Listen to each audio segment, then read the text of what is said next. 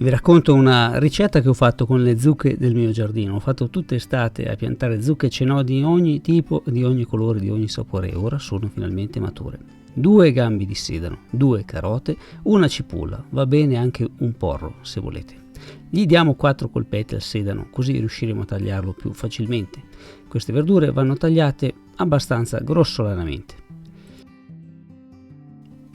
Per fare una lasagna di zucca o anche qualsiasi pasta al forno a base di zucca bisogna creargli un po' di struttura, perché altrimenti viene fuori una cosa vellutata, viene fuori un pasticcio, quindi bisogna tagliarle un po' grosse, bisogna metterci delle altre verdure oltre alla zucca. Naturalmente se volete potete farla anche solo con un po' di cipolla, un po', magari un po' tanta.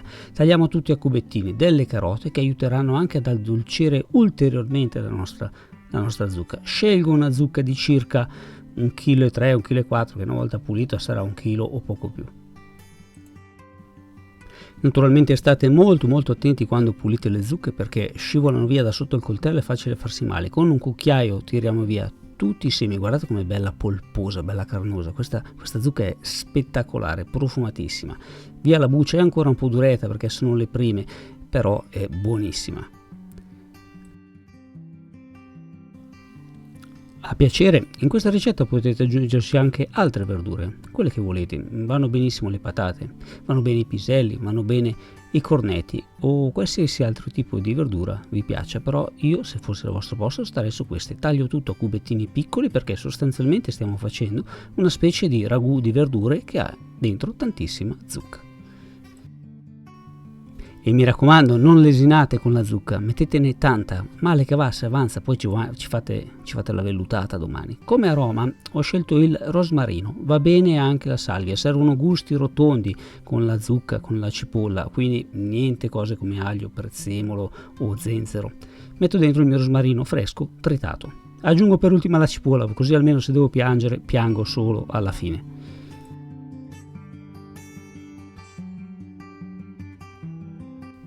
Sul fornello, fuoco forte, un goccino di olio extravergine di oliva, poco. Se vi piace ci sta benissimo anche il burro, però questa è una ricetta che ho scelto di fare con pochissimi grassi, quindi olio ci ne metto davvero meno di un cucchiaio. Un po' di sale e un po' di pepe bianco o pepe nero, come volete. Dopo 5 minuti che fate stufare noterete che sul fondo le verdure e la zucca soprattutto tenderà ad attaccare a bruciare, quindi non fatela bruciare, mi raccomando. Copriamo di acqua calda, fredda, è lo stesso, fino al bordo dove arrivano le verdure deve arrivare l'acqua. Dopodiché vi fermate, fuoco al massimo, bisogna far bollire come se fosse una minestra. Quando bolle abbassiamo la fiamma al minimo, mettiamo il coperchio e lasciamo cuocere tranquillamente per 30 minuti e questo sarà il risultato. Vedete che sembra quasi una zuppa di verdura. Adesso questa, se la frullate col frullatore a immersione, viene fuori una vellutata spettacolare, ma non è quello che dobbiamo fare noi. Adesso facciamo la magia. 40 grammi di maizena. Non usatemi la fecola, usate l'amido di mais, la maizena, 40 grammi. È difficile dare una quantità precisa, quindi fate 40 grammi, ci mettete l'acqua fredda e mi raccomando fredda e mischiate subito la maizena, così non farà nessun grumo e non andrà ad attaccarsi sul fondo.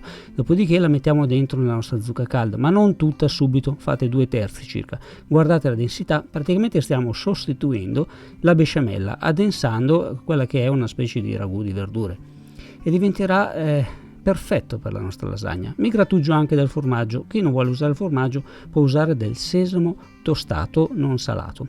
Aggiungo quasi tutto il formaggio già dentro nel mio composto per fare la lasagna, ne tengo solo un po' da parte da mettere dopo per ultimo sopra la lasagna. Sciolgo bene il formaggio, usate il formaggio che volete, questo è grana, ma per assurdo va bene anche il gorgonzola, ecco.